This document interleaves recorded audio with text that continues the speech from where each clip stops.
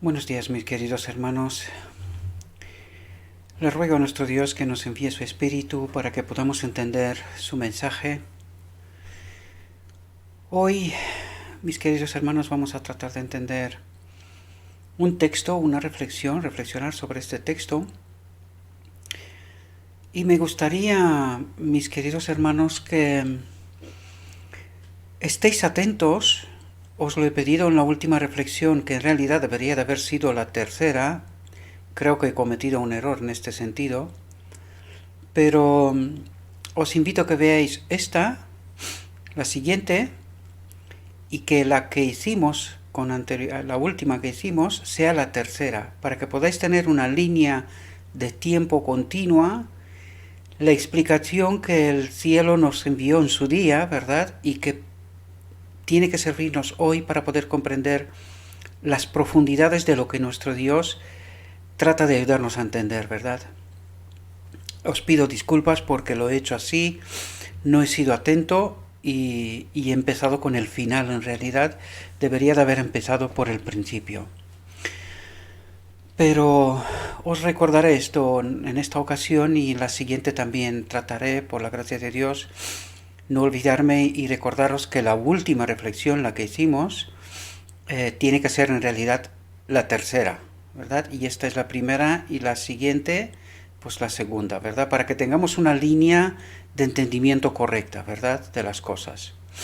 Bien, mis queridos hermanos, también quiero atraer la atención, como lo hice en la última, que tengáis presente cuál era el entendimiento de, de los pioneros, ¿verdad? Y cómo hemos ido perdiendo, ¿verdad? Esta enseñanza, ¿verdad? Esta revelación que Dios nos dio, ¿verdad? Este 915, os lo digo una vez más, creo que es 15 si no me equivoco, y, y vais a ver que teníamos esta enseñanza, ¿verdad? Teníamos toda esta luz, pero por alguna razón, y son razones que ya hemos comentado y seguramente tocará comentar en otras ocasiones también, ¿verdad? ¿Cómo hemos perdido, verdad, esta luz? Y hemos llegado a entender tan mal el Evangelio, ¿verdad? Y esa es la explicación de por qué Cristo no viene todavía. Porque estaba esperando un pueblo que entienda este mensaje, ¿verdad? Que entienda esta luz y que pueda glorificar su nombre. Y no podemos glorificar su nombre si no entendemos esa realidad, mis queridos hermanos. Vais a ver que yo cuando traté de preparar esta reflexión, ¿verdad? Hoy he tardado un poco porque no he visto tanta nevada aquí en Zaragoza, donde vivo yo en España, en los últimos 20 años, ¿verdad? Tuve que hacerme hueco para poder llegar al garaje de mi casa. Y luego me costó porque tenía previsto seguir con otra reflexión, luego me di cuenta del error, o sea, quería seguir con la línea inversa 3-2-1, la reflexión 3-2-1, pero me di cuenta que he cometido un error que debería de haber empezado al revés. Por eso trato de reparar este error y por eso os lo digo, ¿verdad? Para que podáis entender bien lo que realmente Dios trata de transmitirnos en la manera que Él lo hizo. Y tuve que preparar esta reflexión que es o el orden correcto como debería de haber trabajado, ¿verdad? Eh, y por eso he tardado un poco, pero cuando la entendí, cuando la estudié, la entendí, reflexioné sobre ella, me quedé maravillado y seguramente que vosotros también lo estaréis, porque yo no puedo entender cómo es posible que nos hemos dejado engañados de esta manera, mis queridos hermanos, teniendo la luz y sin embargo estar hoy día tan confundidos cuando nosotros teníamos un mensaje claro, un mensaje que tenía que ser revelador para el mundo y hoy en día hemos llegado peor que el mundo, porque estamos confundidos, el mundo al menos está en desconocimiento de si hay un Dios, hay tantos dioses, si hay, en fin, el mundo también está confundido, ¿por qué voy a decir otra cosa, no? Pero teológicamente, es decir, tener la luz y dejar de tenerla y entrar en confusión en la que estamos hoy, me parece tremendo, mis queridos hermanos. Y no estoy tratando de señalar a nadie porque es que ¿a quién vas a señalar? Si debería de empezar conmigo mismo. Hace unos pocos años para atrás estaba tan confundido como cualquier otro, ¿verdad? Doy gracias a Dios porque se me ha revelado esta luz y que he podido entender esta realidad y también soy, o sea, muy contento que puedo compartir con vosotros todo lo que realmente tratamos de entender aquí, de estudiar aquí, ¿no? Pero la verdad que es impactante, ¿no? ¿Cómo es posible que hemos tenido esta luz y hemos llegado a donde estamos sin comprender la auténtica realidad? Bien, la reflexión de hoy está titulada Superando el amor revelado en su plan. Tened presente cómo pensaban los pioneros, cómo pensamos hoy, para que podamos darnos cuenta de la auténtica realidad, la auténtica perspectiva que Dios trata de revelarnos, ¿verdad? Bien, cuando llegó la nota de discordia, un plan eterno estaba listo. Os pido que estéis muy atentos, porque aquí hay muchas realidades. Vais a ver que hay muchas verdades, muchas cuestiones que en principio no las tenemos claras, ¿verdad? Cuando llegó la nota de discordia, un plan eterno estaba listo. Los ángeles no habían visto escapatoria. Amaba tanto que dio y salvó. Vamos a ver qué es lo que trata de decir aquí, porque parece un poco confuso, ¿no? Pero viene a explicarnos porque nos está... O sea, el título nos da distintos planos y casi como que no... A ver, ¿qué es lo que me quieres decir, verdad?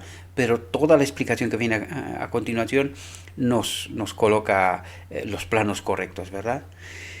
En la luz correcta. La ley del amor es el fundamento del gobierno de Dios. Y ahora nosotros, después de estudiar todos los textos que hayamos estudiado hasta este momento, sabemos cuál es la ley del amor, el fundamento del gobierno de Dios, ¿verdad?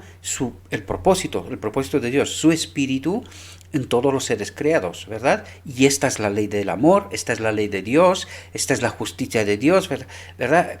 Creo que habéis visto y os habéis dado cuenta que a lo largo de todas las reflexiones que hemos tratado de entender, utiliza distintas metáforas para que nos hable de lo mismo utilizando distintos contextos, ¿verdad?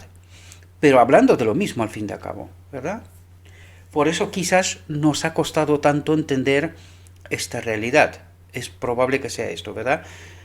En realidad, si hubiésemos estado conectados con su espíritu, no hubiésemos rechazado el mensaje, hubiésemos entendido bien.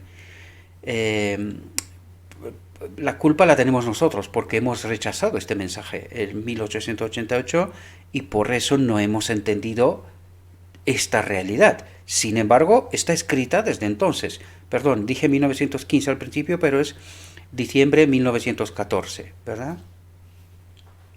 La ley del amor es el fundamento del gobierno de Dios y el servicio del amor, el único servicio aceptable para el cielo. O sea, no hay otra forma de servir a Dios más que a través de su espíritu. No hay otra forma, ¿verdad? Dios ha concedido libertad de voluntad a todos, dotando a los hombres de la capacidad de apreciar su carácter y por lo tanto de la habilidad de amarlo y de elegir su servicio. Y esa es la libertad que puso en nosotros, ¿verdad? Con Él o sin Él y morir, desaparecer, ¿verdad? Mientras los seres creados adoraban a Dios, estaban en armonía en todo el universo. Mientras que el amor a Dios era supremo, el amor a los demás abundaba. Por lo tanto, aquí nos da una clave importantísima, porque cuando solamente entiendes que tienes que adorar a Dios a través de su espíritu, podía ser que uno pueda llegar, ¿verdad? O incluso con nuestras mentes que están pervertidas, ¿verdad? Caídas. Podríamos decir lo mismo que trató de decir el enemigo de Dios, ¿verdad? Que Dios es dictatorial, que hace lo que le dé la gana. Pero fijaos la clave. Dice, mientras que el amor a Dios era supremo, es decir, mientras amamos a Dios, tenemos la capacidad de amar a nuestro prójimo de la misma manera. Dice, el amor a los demás abundaba. Por lo tanto, entendemos la ley del amor, el fundamento del gobierno de Dios, su espíritu en nosotros, es amor en todos los sentidos, tanto para Dios como para el prójimo. un servicio totalmente desinteresado, porque es lo que hace en realidad Dios, ¿verdad? ¿Quién sustenta toda la creación? Dios. Por lo tanto, ¿quién trabaja más si fuera a entenderlo en esa perspectiva? Pues Dios, ¿verdad? ¿Y quién se beneficia de todo este trabajo? Pues los seres creados. Podemos entender, ¿verdad?, esta realidad, de esa perspectiva. Fijaos, como no había ninguna transgresión de la ley, y ahora podemos entender qué es transgresión de la ley, es separación de su espíritu, del espíritu de Dios, ¿verdad? Y fijaos que nos lo explica, dice, como no había ninguna transgresión de la ley, que es la transcripción del carácter de Dios, ¿cómo? A través de su espíritu, aquí, ¿podemos entender? Y son las dos naturalezas unidas, ¿verdad? Es su espíritu con nosotros en esta simbiosis perfecta, en donde, en lugar de pensar como pensamos en este momento egoístamente, uno en sí mismo, ¿verdad?, cambia el chip y de repente estamos pensando en los demás, y todos los demás en nosotros, y Dios en nosotros, y nosotros hacia Dios. ¿Y os dais cuenta cómo de repente al cambiar el chip, todo cambia? ¿Entendéis? Todo cambia. Por eso es fundamental entender esa realidad que Dios nos plasma, ¿verdad? Y que el enemigo de Dios hace todo lo que está en su poder para que no entendamos. Porque es así como Él se perpetúa y sobrevive, ¿verdad? Vive en esa realidad tan engañosa, ¿verdad? Por lo tanto, como no había ninguna transgresión de la ley, que es la transcripción del carácter de Dios, ninguna nota de discordia alteraba las armonías celestiales, porque si todo el mundo se ama, no hay discordia, ¿verdad? Si todos los demás están pensando en mí, ¿qué puedo reclamar a nadie? O sea, ¿podéis entender? No hay, o sea, ¿qué puedes reclamar? ¿Qué te falta? Solamente decir, oye, me quiero construir una casa, todo el mundo, venga, vámonos, vamos a hacerla. Oye, quiero hacer no sé qué, venga, vámonos. O alguien dice, quiero hacer no sé qué, venga, vámonos, vamos a hacerlo. ¿Entendéis? De alguna manera, antiguamente, eso se experimentaba. Me acuerdo que mi abuelo vivía al lado de un río y me contó mi madre que en 7 ocasiones el río desbordó y se llevó la casa por delante y todo lo que tenían. Pues los hermanos de la iglesia venían y reconstruían la casa, pero esto ya estamos hablando de principios del siglo pasado, ¿verdad? Pues esa es la manera como pensaban. Pues fijaos que si nosotros en esta condición ya hacíamos estas cosas, imaginaos cómo sería en el cielo, cuando todo el mundo sirve a todo el mundo. Es decir, ¿qué necesidad tienes? Esta, vámonos a arreglarla. ¿Qué te puedo ayudar? ¿Verdad? Entonces no puede haber discordia. Por eso es raro el pecado de Lucifer.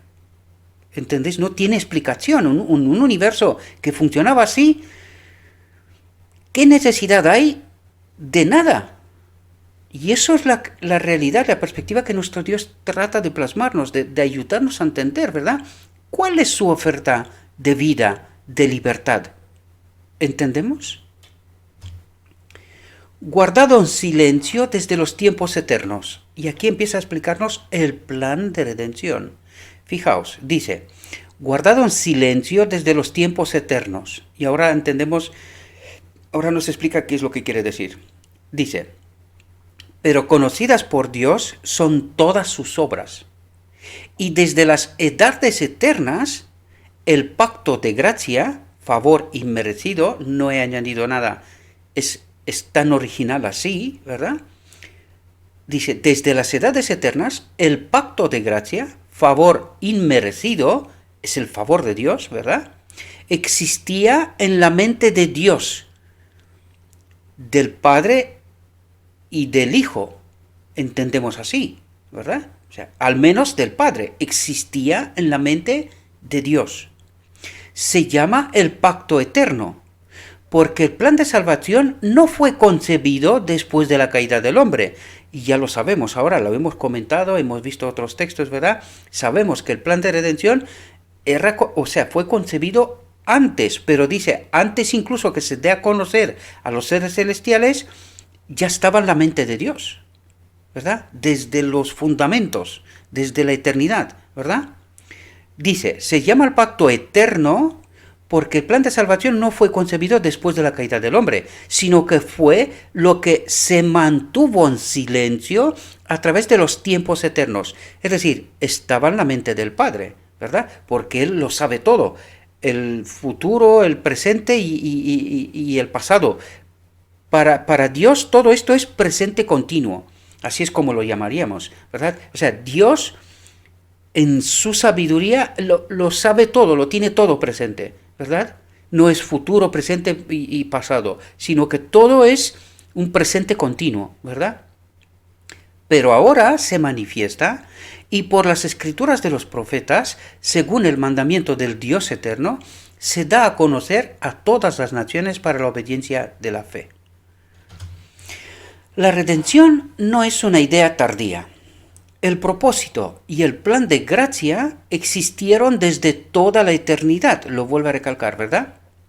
Dice, antes de la fundación del mundo, fue según el determinado consejo de Dios que el hombre fuera creado y dotado de poder para hacer la voluntad divina. Es decir, lo que aquí trata de decirnos es que la creación del hombre, que sabemos que es la última creación, ¿verdad? Todo fue trazado en un plan del gran arquitecto, ¿verdad? Es decir, todo lo que ha pasado, incluso la aparición del pecado y todas esas cosas, el Padre, en su sabiduría, lo tuvo presente. Cuando construyó el universo, porque hasta eso es lo que nos trata de decir aquí, antes de la fundación del mundo nosotros tenemos la perspectiva de este mundo pequeñito, pero vamos a ver la perspectiva desde la perspectiva de Dios. Y cuando dice el mundo, estamos hablando de toda la creación, que nosotros ni siquiera entendemos cuánto es, cómo es, no entendemos, ¿verdad? Nuestra perspectiva es tan condicionada y limitada a esta tierra. Pero de la perspectiva de Dios es desde la eternidad, Él como un gran arquitecto lo tuvo todo plasmado. Por lo tanto, la aparición del hombre no fue un invento de último momento, sino que estaba trazado, ¿verdad? Estaba planeado desde la eternidad, ¿verdad? Eso es lo que trata de decirnos. La caída del hombre, con todas sus consecuencias, no fue ocultada al omnipotente. Eso es lo que quiere decir, que él sabía que esto ocurriría, ¿verdad? En algún momento, ¿verdad? Por eso dice, no fue ocultada al omnipotente. Lo tenía presente, tenía claro que ocurriría, ¿verdad? La redención no fue un pensamiento posterior, un plan formulado después de la caída de Adán, sino un propósito eterno. Es decir, lo tenía claro, lo tenía previsto, estaba todo puesto en orden desde el principio, desde la eternidad, ¿verdad? Y fijaos lo que dice aquí. Sufrió, ¿quién? Dios sufrió para ser llevado a cabo la bendición no solo de este átomo de un mundo, sino para el bien de todos los mundos que Dios había creado. Es decir, sabía que tendría que entregar a su hijo, sabía el costo, lo tenía todo. Y dice, sufrió. Sabemos, por otros textos, que no fue tan fácil para el Padre aceptar entregar a su hijo. No fue tan fácil. Sabemos que costó, ¿verdad? Y cuesta todavía, porque esto es un sacrificio eterno, y lo vais a ver que el texto nos lo dice. Es un sacrificio eterno, no es un sacrificio de un momento, sino eterno. Él ha dado, Él ya no tiene este hijo. Eso es lo que trata de explicarnos, ¿verdad? Porque este hijo, igual como Él en sustancia, ya no existe. Cristo es divino humano, como el segundo Adán, ¿verdad? Ha tenido que pagar un precio eterno, ¿verdad? Ante aquel que gobierna los cielos, los misterios del pasado y del futuro se extienden por igual. ¿Entendéis? Estamos hablando de el presente continuo, como lo llamo, el presente continuo. Para él el futuro, el pasado, el presente es el presente continuo. Él vive en esta realidad constantemente, ¿verdad? Y Dios ve más allá de la desgracia, la oscuridad y la ruina que el pecado ha causado, la realización de su propósito de amor y bendición. Aunque las nubes y las tinieblas le rodean, la justicia y el juicio son el fundamento de su trono. La justicia y el juicio, dice. Es decir, la verdad, ¿verdad? Él es justo. No solo es amoroso, sino que también es justo, ¿verdad? Y eso tenemos que tenerlo claro. Una sin otra determina caos, ¿verdad? Hecho conocido en su amor. A través de la creación y la redención de la naturaleza y de Cristo se revelan las glorias del carácter divino. A través de la creación y a través de Cristo. Y vais a ver que aquí vamos a entender realidades, ¿verdad? Cosas que se nos han escapado, hemos perdido de vista. Por eso entendemos tan mal la obra de Cristo, ¿verdad? Por la maravillosa muestra de su amor al dar a su Hijo unigénito para que todo el que crea en Él no perezca, sino que tenga vida eterna, atentos, porque esto es lo que Cristo viene en realidad a hacer. El carácter de Dios se revela a través de las inteligencias del universo, de su Espíritu y de Cristo. Y vais a ver por qué digo esto, lo vais a entender por qué es tan fundamental. A través de Cristo, nuestro Padre Celestial es conocido como el Dios de amor. A través de Cristo, pero cuando entendemos que en Cristo habitaba el Padre, ahora podemos entender cuando dice el carácter de Cristo, el carácter de Dios se revela a través de las inteligencias del universo. ¿Y cuáles son estas? Su Espíritu que habitaba en Cristo, ¿verdad? Y que revelaba el carácter de Dios. Eso es lo que trata de explicarnos, ¿verdad? Dice, a través de Cristo, nuestro Padre Celestial es conocido como el amor de Dios, como el Dios del amor, ¿verdad? Porque lo que viene a ser Cristo es revelar el carácter del Padre. Lo entendemos, ¿verdad? Y lo declaró antes de la cruz, ¿verdad? Padre, he terminado tu obra, he revelado tu carácter. Eso es lo que trata de decirnos, ¿verdad? El cielo en la tristeza, los ángeles perplejos. Cuando el hombre pecó, todo el cielo se llenó de dolor, porque al ceder a la tentación, el hombre se convirtió en el enemigo de Dios, un participante de la naturaleza satánica, dice. Por lo tanto, podemos entender realidades que estoy seguro que a muchos de nosotros nos cuesta pronunciar incluso. Pero ¿qué es lo que nos dice aquí? Fijaos la profundidad y el peso que tiene esa declaración. Dice, cuando el hombre pecó, todo el cielo se llenó de dolor, porque al ceder a la tentación, el hombre se convirtió en enemigo de Dios. ¿Por qué? Porque su espíritu se separó de Adán. Y claro, se convirtió en enemigo de Dios, porque ¿cuál fue la elección de Adán? Eligió la supuesta libertad del enemigo que proponía el enemigo de Dios, ¿verdad? Y dice, y se convirtió en un participante de la naturaleza satánica, porque eligió la propuesta de Satanás, ¿verdad? La imagen de Dios en la que había sido creado, fue desfigurada y distorsionada, porque su espíritu ya no habitaba en Adán, ¿verdad? El carácter del hombre no estaba en armonía con el carácter de Dios, su espíritu ya no estaba en él, ¿verdad? Porque a través del pecado el hombre se hizo carnal. Por lo tanto, aquí podemos entender, dejó de tener esa naturaleza divina, ¿verdad? Que era la presencia del Espíritu de Dios en él, ¿verdad? Y dice, y se hizo carnal.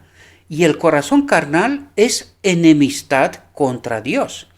No está sujeto a la ley de Dios. Y ahora podemos entender cuando dice, no está sujeto a la ley de Dios. Es decir, no se somete a su espíritu, porque no lo tiene ya.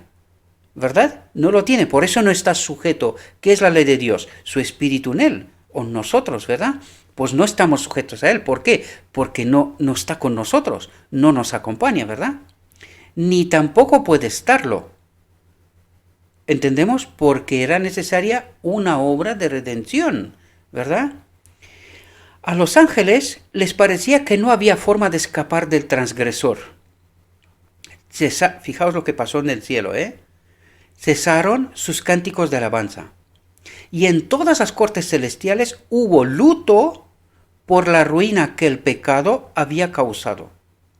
En armonía con la naturaleza de Dios, inquebrantable a los reclamos de su ley, nada más que la destrucción estaba ante la raza humana. Es decir, estábamos condenados, teníamos que ser destruidos, ¿verdad? Y vimos en otra reflexión cuál era la expectativa de los seres celestiales. Es precisamente en esta reflexión que yo creo que nos adelantamos con ella, que tenía que ser la tercera y yo empecé por ahí equivocándome. Lo siento, os pido perdón, ¿verdad? Puesto que la ley divina es tan inmutable como el carácter de Dios, porque es su espíritu en nosotros, ¿verdad? No podía haber esperanza para el hombre a menos que se pudiera idear algún modo de perdonar su transgresión. Atentos lo que dice aquí porque son claves que nos ayudan a entender la auténtica obra de Cristo, el auténtico evangelio, ¿verdad? Fijaos lo que dice. No podía haber esperanza para el hombre a menos que se pudiera idear algún modo de perdonar su transgresión, ¿verdad? Y atentos lo que dice aquí, que son claves. Dice, renovar su naturaleza. Y ahora podemos darnos cuenta, ¿cuál era la naturaleza de Adán? Divino-humana. Por eso Cristo vino con esta naturaleza, divino-humana, porque esa fue la naturaleza de Adán desde la creación, ¿verdad? Pero que al pecar, esa naturaleza divina se retiró, que es la misma presencia del Espíritu de Dios en nosotros, ¿verdad? En este templo. Por lo tanto, dice, renovar su naturaleza y restaurar su espíritu. ¿Entendéis la clave? Y ahora podemos entender qué es lo que vino a hacer Cristo. ¿Cuál es la obra de Cristo? ¿Podéis entender? Es glorificar al Padre y restaurar, reconectar al hombre con esta naturaleza, con este espíritu. Ahora podéis entender, y no estoy diciendo yo las cosas porque se me ocurren, sino porque todo el espíritu de profecía y la Biblia, lo que pasa que es con mucha más profundidad todavía, nos habla de esto. Y esto es lo que ocurre en realidad en el día de la expiación. Esto es lo que vino a ser Cristo. Y esto es lo que está pasando en el día de la expiación. Esa renovación de la naturaleza, esta restauración de su espíritu al final del día de la expiación por decreto divino. Pero antes tiene que tener lugar esta obra de purificación, que es a través del Espíritu de Cristo, ¿verdad? Por lo tanto, renovar su naturaleza y restaurar su espíritu para que reflejara la imagen de Dios. ¿Cómo reflejamos la imagen de Dios? Cuando su espíritu está en nosotros y tenemos ese carácter de Dios. Porque su espíritu en nosotros es ese carácter que nosotros dijimos que es el pasaporte para poder entrar en el reino de Dios. Es esta reconexión hecha que ocurre al final del día de la expiación. ¿Entendemos? El amor divino había concebido tal plan. Lo que decían ángeles antes. O sea, al menos que se concibiera un plan para ser perdonado, ¿verdad? De la transgresión. Pues dice, el amor divino había concebido tal plan. Fue a través de la tergiversación de Satanás del carácter de Dios que el hombre fue llevado, y ahora tenemos que entender cuál es el problema de fondo, ¿verdad? Porque nosotros en alguna reflexión anterior hablamos de que Adán tenía que actuar como una especie de juez, ¿verdad? En elegir cuál plan era y le parecía que era el mejor, ¿verdad? Desgraciadamente se equivocó. Pues aquí podemos ver, dice, fue a través de la tergiversación de Satanás del carácter de Dios que el hombre fue llevado a dudar de la realidad de su amor, del amor de Dios. A dudar, dice, dudó. Y al dudar, ¿qué eligió? Contrario a la voluntad de Dios, a pesar de que fue advertido, ¿verdad?, de esta situación. Y llegó a considerar a Dios como su enemigo, desconfiando de él, ¿verdad? Aceptó la propuesta de Satanás y por lo tanto llegó a considerar a Dios como su enemigo, no confiaba en él, ¿verdad? Porque por eso elige lo que elige, porque desconfía de Dios, ¿verdad? Como Satanás había hecho en el cielo, así lo hizo en la tierra. Declaró el gobierno de Dios injusto. Las restricciones de su ley innecesarias. Cuidado aquí, las restricciones de su ley, de su espíritu en ellos, ¿verdad? Innecesarias.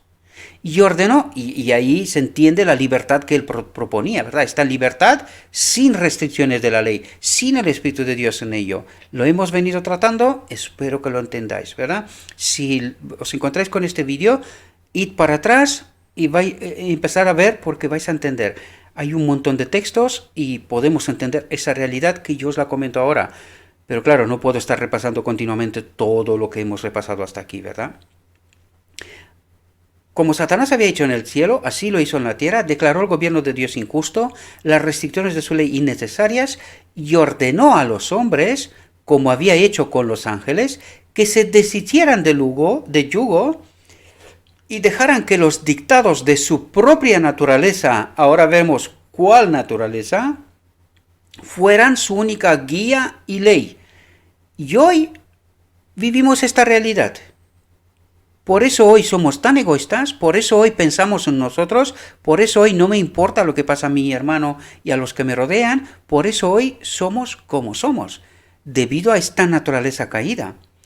Y ahora podemos entender que más que nunca podemos afirmar, elegir, porque esa es la oportunidad que se nos dio, necesitamos el Espíritu de Dios. Queremos volver a la eternidad, ¿verdad?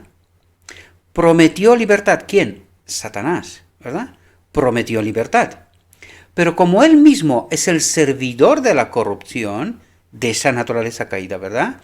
Llevó a la raza a la esclavitud del pecado, la miseria y la muerte, que es lo que vivimos. Representó a Dios como reclamando todo y sin dar nada, como requiriendo el servicio de los hombres para su propia gloria, pero sin negarse nada para el bien del hombre. Qué trampa, qué engaño, ¿verdad? Y cómo pensamos cuando estamos separados de Dios, ¿verdad? ¿Cómo pensamos? Solo Él podría salvar. En la obra de la creación, Cristo estaba con Dios. Por lo tanto, vemos que en la obra de la creación, tanto el Padre como el Hijo estaban juntos, ¿verdad? Era uno con Dios, igual a Él. El brillo de su gloria, la imagen expresa de su persona, la del Padre, el representante del Padre, ¿verdad? Solo Él, el creador del hombre, podía ser su salvador. Ningún ángel del cielo podía revelar el Padre al pecador y ganarlo de nuevo a la lealtad a Dios. Y aquí hay una clave, por eso lo puse en rojo, ¿verdad? No porque es algo negativo, sino porque es una clave sumamente importante para entender una realidad. Dice, ningún ángel del cielo podía revelar al Padre al pecador. ¿Por qué era necesario revelar al Padre? Porque Adán eligió mal. ¿Y por qué eligió mal? Porque desconfió del Padre. Entonces, ¿qué es lo que viene Cristo a hacer? Rehacer esta relación de confianza. ¿Podéis entender? Por eso es necesario que Cristo revele al Padre para que yo hoy y tú, mi querido hermano, puedas elegir con conocimiento. ¿Quién es el Padre? ¿Merece mi desconfianza o merece mi confianza? ¿Podéis entender? Porque fijaos, ¿qué es lo que ha hecho el Padre? Tanto nos amó que dio a su Hijo para rescatarme de la muerte. Por lo tanto, ahora puedo elegir con conocimiento cuál es la oferta del enemigo de Dios y cuál es la auténtica oferta de Dios. ¿Entendéis? Por eso era necesario que Cristo vuelva a rehacer esta confianza, esta relación con el Creador, ¿verdad? Y dice, y ganarlo de nuevo a la lealtad de Dios, porque habíamos elegido otra lealtad, ¿verdad? De la cual vemos hoy las consecuencias.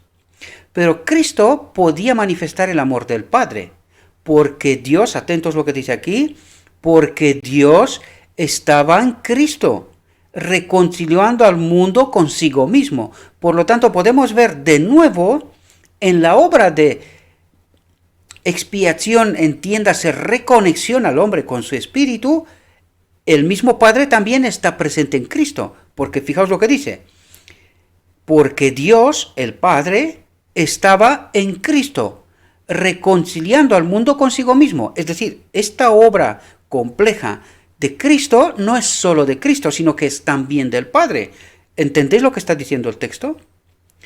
Cristo podía ser el hombre del día, el hombre de la luz, el hombre que trae la luz a la tierra, ¿verdad? Entre un Dios santo y la humanidad perdida. Uno que podía poner su mano sobre ambos, al hombre pecador y al Padre. entendemos la intermediación que hace Cristo, ¿verdad? Nadie más que Cristo podía redimir al hombre de la maldición de la ley. Se propuso asumir la culpa y la vergüenza del pecado, tan ofensivo a los ojos de Dios que requeriría la separación de su Padre. Y ahora podemos entender qué ha pasado en la cruz. ¿Entendéis el precio? Dice, se propuso asumir la culpa y la vergüenza del pecado, tan ofensivo a los ojos de Dios que requeriría la separación de su Padre. Y por eso Cristo en la cruz dice, Padre, ¿por qué me has abandonado? Pues tenía que abandonarlo, porque si no, Cristo no podía morir, ¿verdad? Y fijaos lo que dice aquí.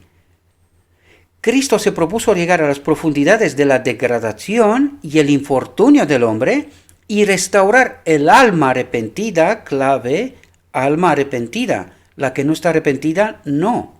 Por lo tanto, restaurar el alma arrepentida y creyente a la armonía con Dios. Es decir, vino a reconectar al hombre con su espíritu, ¿verdad? Y es lo que ha pasado en Pentecostés en realidad, ¿verdad? El Cordero inmolado desde la fundación del mundo. Entonces, ¿cuándo se hizo el sacrificio para la expiación? ¿Podéis entenderlo?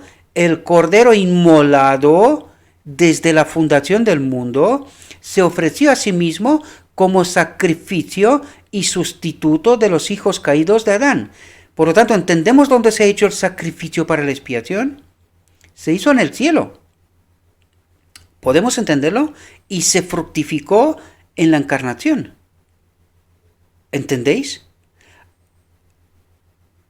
Se ofreció a sí mismo como sacrificio y sustituto de los hijos caídos de Adán, aunque en esta ofrenda, cuidado lo que está diciendo aquí, atentos, porque dice, aunque en esta ofrenda todo el cielo estaba involucrado en un sacrificio infinito. ¿Por qué? ¿Qué es lo que trata de revelarnos?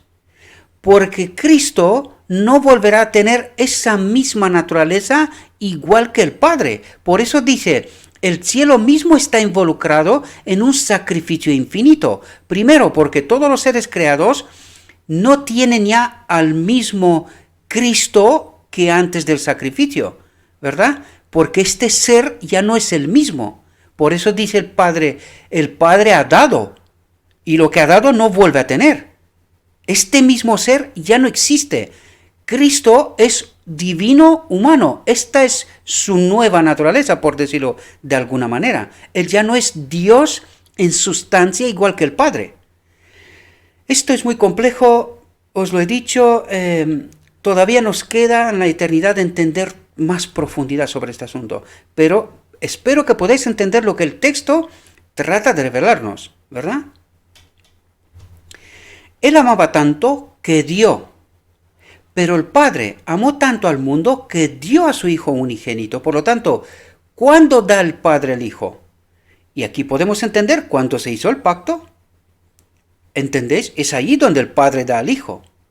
Pero el Padre amó tanto al mundo que dio a su Hijo unigénito para que a través de su corazón herido se encontrara un canal para la salida del amor infinito por el hombre caído. El hombre se había degradado tanto por el pecado, su naturaleza tan pervertida por el mal, que le era imposible por sí mismo llegar a la armonía con Dios, cuya naturaleza es la pureza y el amor. Por lo tanto, entendemos que necesitábamos a alguien que nos vuelva a reconectar con su espíritu, que pague el precio, ¿verdad? Y esta es la obra de Cristo, esta obra múltiple, ¿verdad? Fijaos, pero Cristo lo redimió de la condena de la ley e impartió el poder divino, y a través de la cooperación del hombre, el pecador pudo ser restaurado a su estado perdido. Vamos a ver qué es lo que nos trata de decir aquí. Dice, pero Cristo lo redimió de la condena de la ley. ¿Cuál es la condena de la ley? Es decir, cuando el Espíritu de Dios no está en nosotros, ¿cuál es la consecuencia? Es la muerte definitiva, ¿verdad? desaparición, como si no hubiésemos existido nunca. Por lo tanto dice, pero Cristo lo redimió de la condena de la ley, ¿verdad? E impartió el poder divino. ¿Podéis entender qué es lo que ha venido a hacer Cristo? A reconectarnos con el Espíritu del Padre. ¿Podéis entender? Y a través de la cooperación del hombre. Y este es el problema que el hombre tiene. Esta es la clave de por qué Cristo no puede terminar la obra del santuario celestial, del día de la expiación. Y a través de la cooperación del hombre, el hombre no ha entendido esta obra. Por eso el hombre no coopera con Dios, porque en sus teorías, en sus doctrinas, en su entendimiento, no ha entendido la obra de Cristo en profundidad, ¿verdad? Está engañado todavía por el enemigo de Dios. Y por eso nosotros no cooperamos. Por eso decimos, cree si eres salvo, sin transformación, sin la presencia del Espíritu de Cristo. ¿Se puede creer en este tipo de salvación? ¿Os dais cuenta que es una falsa doctrina? ¿O pecaremos hasta que Cristo viene? ¿Y dónde está la obra de transformación? Y ahora podéis entender de quiénes son estos engaños. O el otro es, tenemos que guardar la ley, guardando la ley, en algún momento llegaremos a ser santos. Otro engaño, sin el Espíritu de Dios. ¿Podéis entender todas las trampas que el enemigo de Dios nos ha colocado cuando en realidad esta obra es de Cristo? Lo único que el hombre tiene que hacer, entender y cooperar. ¿Cuál es la cooperación del hombre? No elegir pecar. ¿Cuál fue el problema de Adán? Eligió separarse de Dios, desobedecer a Dios, eligió otra oferta. Y ahora, ¿qué es lo que tengo yo que hacer? Elegir la oferta de Dios. ¿Cuál es la oferta de Dios? Su espíritu en mi templo, es la ley, obedezco de manera natural, estoy en conformidad con su carácter, vivo. Es la fuente de vida en mí. ¿Entendéis la obra? Por lo tanto, ¿qué es lo que necesita? ¿Qué es lo que espera Dios de nosotros? Entender su obra. Se trata de un mensaje, entender lo que Dios me quiere decir. ¿Cuál es la obra? ¿Qué es lo que quiere hacer y cómo lo va a hacer? Y el hombre no lo ha entendido. Entonces el hombre no coopera con Dios, ¿verdad? El hombre cree muchas otras cosas menos lo que Dios dice. ¿Entendéis el contraste? Espero que podáis entenderlo, mis queridos hermanos, ¿verdad? Por lo tanto, pero Cristo lo redimió de la condena de la ley e impartió el poder divino, y a través de la cooperación del hombre, el pecador pudo ser restaurado, y dice, pudo ser. Por lo tanto, dice, pudo ser restaurado a su estado perdido. Nos puso en conexión con su espíritu para hacer esta obra de purificación, y al final del día de la expiación, por decreto divino, el Espíritu de Dios habitará de nuevo en este templo ya purificado, ¿verdad? Y que ya hemos entendido que la purificación, entender la obra de Cristo, la auténtica, y quitar de nuestra mente todas esas doctrinas falsas, teorías falsas, todo lo que no entendemos bien de lo que Dios nos trata de revelar. Y ahora podemos entender qué es lo que rechazamos en 1888, ¿verdad? Que esta era la justicia de Cristo, que Él pueda hacer esta obra de purificación y que pueda reconectarnos con el Espíritu de Dios. Y nosotros lo rechazamos. Y por eso estamos donde estamos, ¿verdad? Solo la gracia de Cristo podía cambiar el corazón de piedra, y aquí nos habla de esta obra de purificación. ¿Y qué dice? Solo la gracia de Cristo. ¿Qué es la gracia de Cristo? Su Espíritu en nosotros, o con nosotros, ¿verdad? Solo la gracia de Cristo podía cambiar el corazón de piedra, una mente de piedra que no piensa, no entiende, acepta todas las porquerías menos lo que Dios nos dice, ¿verdad? Dice, solo la gracia de Cristo podía cambiar el corazón de piedra en un corazón de carne, hacerlo vivo para Dios, es decir, conectarlo con su espíritu, eso es hacerlo vivo para Dios, y transformar el carácter de modo que un degradado hijo del pecado pudiera convertirse en hijo de Dios y heredero del cielo, es de modo que pueda ser conectado con el Espíritu de Dios, ¿verdad? En su templo, y hacerlo de esta manera un hijo de Dios y heredero del cielo de nuevo. ¿verdad? Y fijaos lo que nos dice aquí, porque esto es clave, y esto no lo hemos entendido. El hombre no tenía poder para justificar el alma. ¿Entendemos? Para santificar el corazón. Porque esta obra es de quién es, pues nos lo dijo antes. Solo la gracia de Cristo podía cambiar el corazón, podía justificar el corazón, podía santificar el corazón. ¿Podemos entenderlo? La enfermedad moral solo se puede curar mediante el poder del gran médico, mediante su espíritu, el espíritu de Cristo en nosotros. No hay otra forma. El don más alto del cielo, el Espíritu de Dios, incluso el unigénito del Padre, Cristo, lleno de gracia y verdad, pudo redimir a los perdidos. Es decir, es la obra conjunta del Padre a través de su Espíritu y de Cristo en el hombre perdido. ¿Podemos entender la profundidad de la obra? Espero que sí, mis queridos hermanos. La única esperanza para la raza caída se encontraba en reconciliarse con Dios, en reconectarse con su Espíritu. Y dice, la única esperanza para la raza caída se encontraba en reconciliarse con Dios, reconectarse con su Espíritu. Satanás había tergiversado tanto a Dios que el hombre no tenía una verdadera concepción del carácter divino. ¿Y ahora entendéis cuál es el fondo del problema? ¿Por qué elegimos constantemente mal? Porque no tenemos una verdadera concepción del carácter divino. Creemos un montón de cosas sobre Dios menos lo que debería. ¿Por qué? Porque esta es la obra del enemigo de Dios. Satanás había tergiversado tanto a Dios que el hombre no tenía una verdadera concepción del carácter divino. Cristo vino al mundo y al llevar a cabo el plan de salvación, reveló el hecho de que Dios es amor. ¿Por qué es necesario que revele el hecho de que Dios es amor? Porque nosotros creímos, Adán, entiéndase Gabriel y cada uno de vosotros hoy, ¿por qué elijo lo que elijo?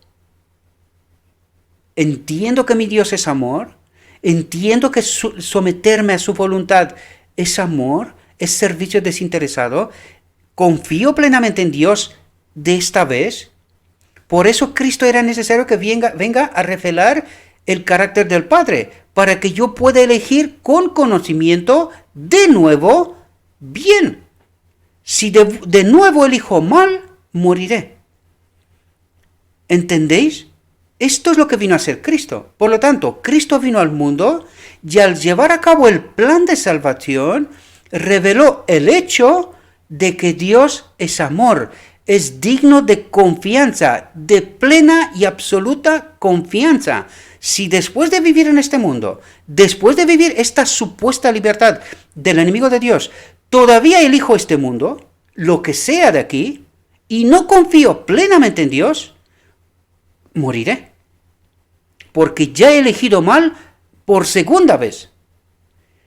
Espero que podáis entender la perspectiva que Dios nos plantea, mis queridos hermanos. Espero que podáis entender la profundidad y la maravilla de la obra que Dios ha hecho, mis queridos hermanos. Este texto es una reflexión extraordinaria. Os invito de toda mi alma, con toda mi alma, quedaos a reflexionar sobre el texto. Sé que está en inglés, pero ya tenéis la traducción, ¿verdad? Parad y reflexionad con profundidad sobre este texto. No tenéis que quedaros con lo que yo os digo, mis queridos hermanos. Os lo ruego en nombre de Cristo, por favor. Tenéis que tener vuestra propia convicción, ¿verdad? Yo os hablo desde la mía, es mi convicción. Pero, perdón, vosotros tenéis que tener vuestra propia convicción, ¿verdad? Porque es así como recibiremos poder, es decir, entendimiento, ¿verdad? Y es así como se obra purificación. Porque yo necesito tener esta plena y total confianza en Dios. Elegir a Dios sin dudar. Porque esto es lo que hizo Adán. Dudó y eligió mal. Pues nosotros no podemos volver a dudar. Lo tenemos todo. la supuesta libertad que nos propuso el enemigo de Dios, tenemos la propuesta de Dios explicada a través del Evangelio, lo tenemos todo. Por eso es necesario un pueblo al final del tiempo que entienda en profundidad lo que Dios trata de revelarnos y hacer una elección segura, confiando plenamente, absolutamente en Dios. ¿Entendéis por qué es necesaria esta última generación? Bueno, mis queridos hermanos, espero que os sirva esta reflexión, acérquese a ella, trate de entender por sí mismo cada uno de vosotros, y le ruego a nuestro Dios que Él envíe su Espíritu, que nos capacite a cada uno de nosotros, impresione nuestra mente y que podamos entender su perspectiva, su realidad. Os deseo, mis queridos hermanos, que tengáis un próspero día y que en todo lo que os he dicho, os lo he dicho en nombre de Cristo Jesús. Amén.